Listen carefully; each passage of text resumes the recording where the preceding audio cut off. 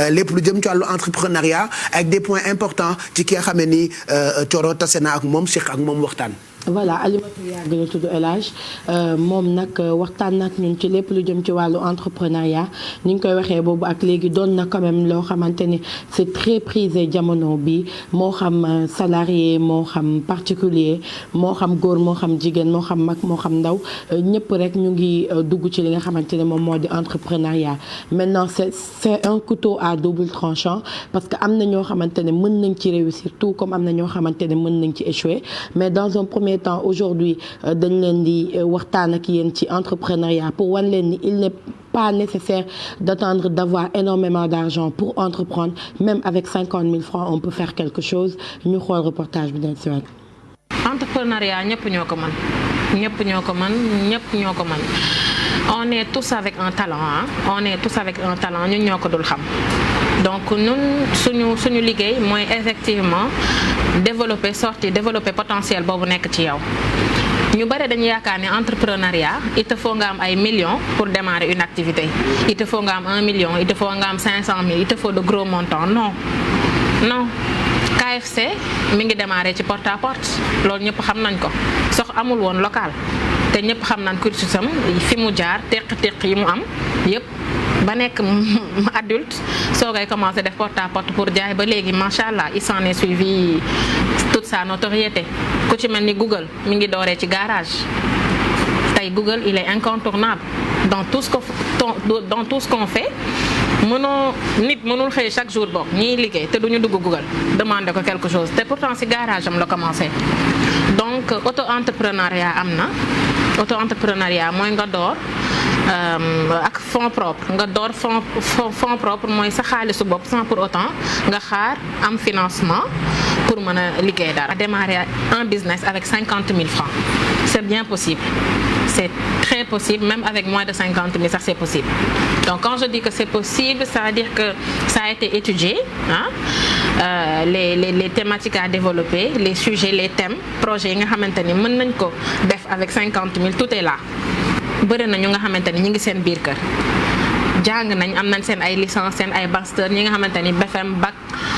mais am nañ bëgg nañ liggéey mais xamuñu sax fan la ñuy dooree da ngay gis ku am xaalis du xam pour moom jënd dafa war a dem ñëpp ñu ngi jënd mu dem jëndi fenn jaay sans pour autant mu xam nan la ñuy jëndee nan la ñuy jaayee ban marge nga ci war a teg donc ñun suñu apport mooy ñëw en accompagnement ak suivi. Crêperie c'est un business qui marche tu as juste besoin d'une pôle. Tu as besoin de l'huile, nen, farine, un peu de sucre ak garniture autre que le chocolat wala la pâte d'arachide. On a des recettes yi nga xamante ni sauce la recette de sauce qui accompagne les crêpes. Crêpe doo ko jaay lu cher. pool yi tamit dafa am ay dimension par dimension la am na yu yem yu ndaw ba ainsi de suite taille yi da bëri na circonférence bi cercle bi donc tu fais des crêpes sous forme de njogonal wala sous forme de stand parce que dans les écoles ñu bëri dañuy soxla goûter donc soo amee sa stand sa école wala nga am ko sa kër à partir de chez toi tu utilises l'internet pour vendre les réseaux sociaux tu peux vendre les crêpes à 500 tu peux vendre les crêpes à 250 crêpes nature wala ak garniture. Entrepreneuriat ñëpp ñoo ko mën. Voilà c'est au choix ku nekk ak li nga bëgg a entreprendre c'est vrai que xale yaa ngi ci bu baax mais ça demande quand même beaucoup de patience et beaucoup de tact pour permettre nga mën a am li nga dépenser. bien sûr Mbaye parce que du ñëpp mën nañ ko mais du ñëpp ñoo ko mën gérer c'est-à-dire quand on dit que ñëpp mën nañ ko mooy ku mu neex mën nga ci dugg mais dafa di lu nga xamante ne tâtonnement du ko def en fait mën nga am xaalis bu bëri parce que ci suñu waxtaan ak Alimatou ñu koy remercier bu baax ci mën nga yor xaalis bu bëri def investissement mën nga ci génn comme mën nga ci bañ a génn mën nga yor peu de moyens def investissement mën nga ci génn mën nga ci bañ a génn donc avec même comme ni mu ko waxee même avec 50 000 francs nit mën na entreprendre day fekk rek ñu teg la ci yoon bi ngay jaar pour mën a entreprendre day fekk suivi bi mën a am parce que am na ñoo xamante ni tey mën nañ la jàppale wax la ba nga teg sa business moo xam am nga business plan ou pas ñu jàppale la ba nga nekk ci raay bi maintenant mën nañ la bàyyi nga demal sa bopp tout comme mën nañ la bàyyi doo demal sa bopp donc am na ñoo xamante ne dañuy préférer def suivi bi ba ki nga xamante ni moom la ñu moom moo dugaloon xaalisam ci investissement mu mën a nekk ci raay yi ba à un moment donné kenn dootu ko wan yoon bi moom sax bien au contraire dina mën a wan ñeneeni nit am na ñoo xamante ne itamit jàpp nañ ni foog ñu xaar am benn montant wala am benn jàppale boo xamante ne dina ñëw ci ñoom ngir ñu mën a entreprendre mais li am solo rek te ñu war ci bàyyi xel mooy entrepreneuriat doon na lu nga xamante ni jamono bi mu ngi dox quand même ba pare da ngay gis koo xamante ne même en plus de son boulot dafay entreprendre ci beneen secteur yenn saa yi nga am revenu yu nga xamante ne mën na sax doubler salaire bi nga xamante ne moom ngay am parce que ñëpp xam nañ ni jamono toll na fu nga xamante ni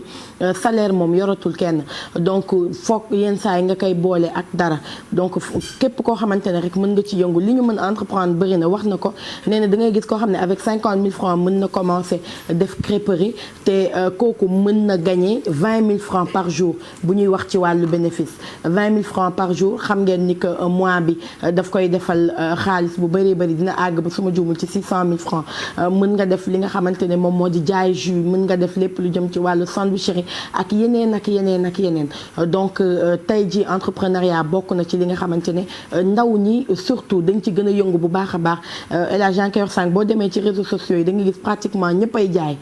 comme je dis tout le temps dem est-ce que duñu toog jamono boo xam ne dootuñu amati kuy jënd parce que tout le monde vend mais quand même c'est bien parce que moo gën toog bi moo gën xaar bi encore une fois mënuñu xaar lépp ci état ñëpp mënuñu am liggéey te ñun population bu ñu nekk 64% yëpp ay ndaw lañu donc faaw ku nekk am ci lu mu yëngu li ci am solo rek mooy ñu gën a saytu xool naka la ñuy def ba yëf yi daal di tege ci raay dinañ ci ñëwaat ak ñeneen ñoo xamante ne ñu ngi entreprendre mais également xool ñi mu réussir ak ñi nga xamante ne seen bos jàllul parce que expérience yi bëri na am na ñoo xamante ne réussir nañ ko tout comme am na ñu nga xamante ne il a fallu ñu reprendre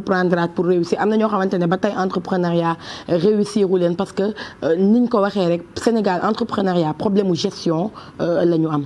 En tout cas bu kenn xeeb dara moi j'encourage xale yi ci ne j'ai vu ay xale yuy jaay goowe. J'ai une petite sœur Awa Diallo que j'embrasse d'ailleurs très fort mu ngi ci cuuraay yeeg mu ngi ci santang bi ak beneen bi am na bu fort boobu xaw ma nu mu tudd yan cuuraay ñoo am yow da ngaa bëgg cuuraay da ngay góore sa am na santang am na daal bu fort daal ñoom ñu ngi ci yooyu et c'est bien am na ci koo xamee ni Kalette Fall moom it mu ngi ci njaayum Dakar bi day jaay Dakar da koy njambaan ba mu neex def ko ci ay pot yu rafet design bi rafet ñu koy livrer et c'est magnifique maam Bourake par exemple day jaay ay xeeru Touba ay gerte suukar da koy defar ba mu rafet def ko ci ay paquet design bi rafet et tu as tellement envie d'acheter. Ce matin j'ai entendu quelqu'un benn économiste bu doon wax ak oustaz dégg maan oustaz Alaaji Assane Gueye di ko expliquer ni xale yi nañuy entreprendre bon Sénégal problème mu finition ak qualité la ñuy am mais xale yi léegi dañuy miser bu baax ci qualité bi jël xeeru Touba defaraat ko jaay ko mu am qualité mën na dem bitim réew jël Dakar bi njambaan bi nga xam ne yi fi Sénégal la boole ko géej dëkk yët ak paañ dugal ko ci ay pot mu rafet c'est bien jël goowee defaraat ko ay xale di entreprendre loolu on ne peut que saluer ces initiatives là. mooy esprit de créativité bi nga xam ne moom la ñu laaj c'est que ñun dañu am problème xam ne ñu ngi naan ñii ñëpp a ngi jaay mais différence bi mi ngi nekk ci ki nga xamante ni mooy def benn affaire de créativité bu ndaw ci dolli léegi loolu qualité bi surtout mu nga xamante ni dina permettre aussi nga gën a sortir du lot moom la ñu koy wax nga génn tuuti ci lot ñi nga xamante ni ñoom ñëppay jaayandoo certes c'est bien on encourage les jeunes d'entreprendre c'est important surtout ak réseaux sociaux au lieu de nekk ci internet bi jënd sa passe di def li nga xamante ne amul benn njariñ wala ngay xool li nga xam ne amul benn njariñ mieux vaut nga xool sa passe bi la war a mën a jariñ leneen te loolu nekk na lu am solo donc loolu on encourage les jeunes à le faire mais nag li nga xamante ni mooy créativité bi ñu ciy dolli loolu mais surtout tamit di économiser c'est important parce que boo gañee lii boo jëlee lii di économiser xam nañu nag ñun ni ñuy dundee suñu famille suñu kër yi ni ñuy dundee voilà dina jafe nga génn ci donc loolu lu am solo la njaay mi en tout cas gis nañ ni actuellement foo laal ci internet bi di nga gis way diw mi ngi jaay lii diw mi ngi jaay lii diw mi ngi jaay lii donc nag dañ ciy dolli créativité ak qualité bi c'est important ndaxte comme ni nga ko waxee kii nga xamante ne day jël xeeru Touba yi ñu doon jaay ci boutique yi nga ñëw defaraat ko ba mu rafet teg ko nit ñi war ko mën a jënd loolu mën nañu ko exporter sax mën na dem feneen ak feneen ak feneen te loolu nekk na lu am solo. parce que di nga gis ñoo xam ne non mën na dem feneen man dem naa France ma dugg ci benn pharmacie socc la ñuy jaay mais socc bi dañ ko def ci bien emballé très propre et tout ça di ko jaayee benn 2 euros. socc bi ñu jaayee juróomi dërëm socc groupe bi. ma gis ñu paqueté ko et tout ça bien emballé donc quand je vois xale yi ni ñuy entreprendre di def yu am solo. c'est parce que quelquefois nit ki yenn saa yi sax li ngay jaay xëy na mën na ko bañ a intéressé. mais c'est comme pour dire emballage. bi ngay def qualité bi ngay def ci finition bi yenn saa yi moom mooy marqué seen différence en fait. mu ngi wax sànq ki nga xamante ne moom mooy jaay cuuraay par exemple da ngay gis ñëpp mën nañ xëy di jaay gowe ñëpp mën nañ xëy di jaay sarxatan ñëpp mën nañ gis. sarxatan laa doon wër jërëjëf itam miin nga ko sarxataan ñëpp mën nañ xëy di jaay nàqu jidda ou quoi que ce soit mais da ngay gis yenn saa yi di nga gis sax cuuraay doo ko xam doo ko mas a essayé mais emballage bi neex la boo diggéey doomu Fatou Gueye Nuit Douce am na benn marque bu mu génne fan yi tuddee ko Nuit Douce yow xam nga Nuit Douce de sarxataan bi gis nga c'est-à-dire boo gisee même boo buggul mais ni mu koy emballé bind ci douce nuit qualité bi ci nekk di ko jaay ci internet bi ak ci réseaux sociaux yi tu as envie d'acheter en fait et c'est loolu la ñuy xaar ci xale yi en fait loolu la ñuy xaar ci xale yi même bu dul jaay bi rek ñenn ñi nga xamante ne am nañ expérience conseiller ñi nga xamante nañ bëgg entreprendre ñooñu tamit bu ñu mënee def seen benn xawma nu mu ko mën a wax consulting la wala def benn affaire bu nga xamante ne dañ woo ñi nga xam dañu bëgg entreprendre am nga ñaata 50 000 lan laa bëgg def nga ko conseiller ko ne ko lii kat boo ko defee ci période bi wala parce que même sur les réseaux sociaux ñoom ñu ngi organiser am na ay groupe pour ça yoo xamante ne ñu ngi dajee ñu ngi waxtaan ñu ngi gis c'est bien ça c'est bien il y a des choses positives il y a des choses positives c'est ñun kan ñu ngi entreprendre dafa xew de baax na de bu rek entreprendre en tout cas merci en tout cas pour ce sujet Thioro ak ki nga taseel mu am ci xam-xam lool ñu ngi la ciy gërëm bu baax donc personnel bu Douce Nuit c'est une nouvelle marque ki ko jiite di suñu rakk Bodi Gueye bu Adjot Fatou Guewel di jaay ay cuuraay ay nuisette ak yu baax yoo xam ne d'habitude marché gare ba dañu ko daan jaayee da ngay dem peesalu goowee waaye moom dala koy defaral ba mu rafet def ko ci emballage et tout ça loolu mën na dem sax ba ñu koy exporter tey ni ñuy jëndee ñoom joor ak ñoom seen baax na itam ñuy exporter suñu ay marque tey dem ba France di xëccoo Douce Nuit dem ba dëkk yu bëri di xëccoo marque yooyu nga xam ne ay xale yu fekk baax fii Sénégal ñoom ñoo koy créer loolee lañ leen di ñaanal donc ñu ngi nuyu personnel bu Douce Nuit dirigé par Bodi Gueye di nuyu tamit waa Canzo Shop Thiané Faye itam il a une très grande boutique moom itam mu ngi entreprendre Thiané itam sunu rakk la moom sama xol bi tojotoo ci moom donc Canzo Shop ak personnel bu Thiané Faye yëpp ñu ngi leen di ndokkeel et on encourage tous ces jeunes entrepreneurs moo xam waa Nuit Douce moo xam waa Danibou tamit c'est une marque dirigée par de jeunes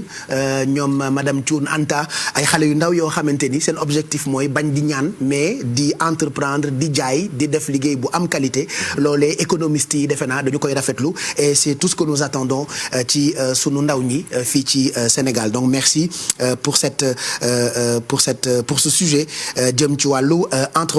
entrepreneuriat dafa xew donc nu ñëpp entreprendre bu ko defee Sénégal mën a jëm kanam